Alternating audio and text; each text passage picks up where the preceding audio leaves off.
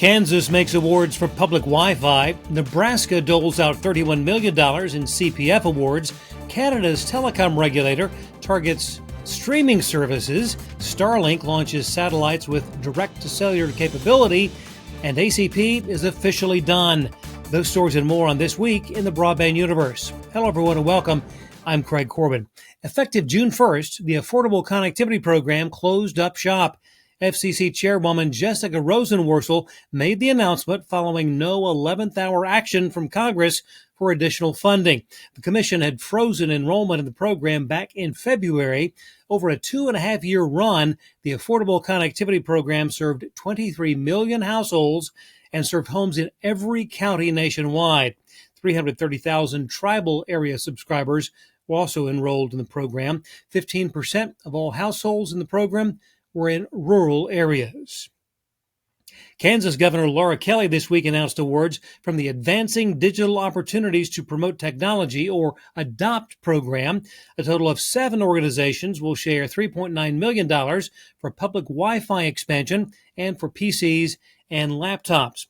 Among those receiving funding, the Wichita Library Foundation, WTC, Mocan Communications, and Cunningham Communications.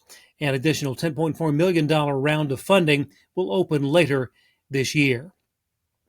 Nebraska has awarded upwards of $31 million for broadband expansion. Inventive Wireless of Nebraska, or VistaBeam, winning more than $9.3 million for 6 projects.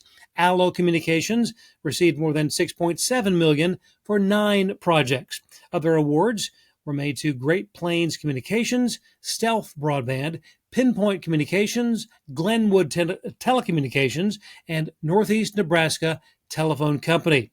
Awards were made through Nebraska's Capital Projects Fund. Cable providers dominated the mobile phone sector during Q1, taking 75% of new growth. The ability to bundle fast broadband with mobile service, undercutting options from wireless providers.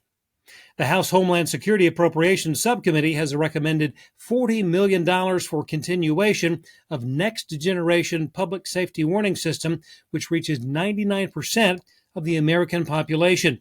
Many public television stations provide the backbone for emergency alert, public safety, first responder, and homeland security services.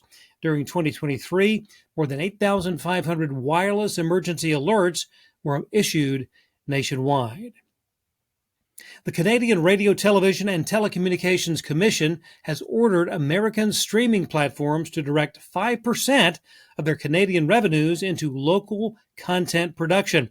CRTC imposing the first ever rules and regulations on platforms such as Netflix, Spotify, and Disney+. Services making more than $25 million in Canadian revenues and which are not affiliated with a Canadian broadcaster will make those contributions beginning September 1st of this year.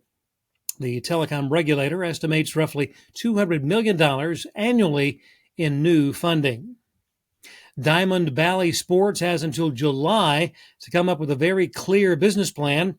A bankruptcy court judge has delayed the next hearing in the never-ending process. Negotiations with Comcast are still going nowhere, and now the NBA and NHL growing increasingly concerned. Diamond operates 18 remaining Valley Sports regional TV channels. Paramount Global has agreed to a private equity-backed merger with Skydance and a deal worth $2 billion to Sherry Redstone. Skydance is run by David Ellison, son of billionaire Oracle founder Larry Ellison. Half of Paramount's global Class B stockholders would receive $15 a share.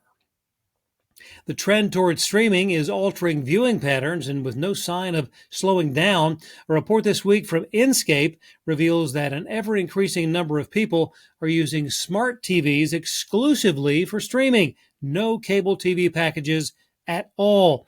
Nearly 6 of 10 during Q1. TVs that only received content via satellite or cable make up 5%. Starlink this week put 20 new satellites into orbit. 13 of them have direct-to-cellular capabilities. That brings the number of Starlink D2C capable satellites to 50. The launch came on the 14th anniversary of its Falcon 9 rocket's first launch. And finally, the NBA is getting closer to finalizing a series of TV rights deals that will bring in $76 billion over the next 11 years. According to the Wall Street Journal, NBCU will get 100 games for $2.25 billion a season. Half of them will stream exclusively on Peacock. Disney and ESPN will pay an average of $2.6 billion a year for a package that includes the NBA Finals. Well, thanks for watching. We'll see you next time on This Week in the Broadband Universe.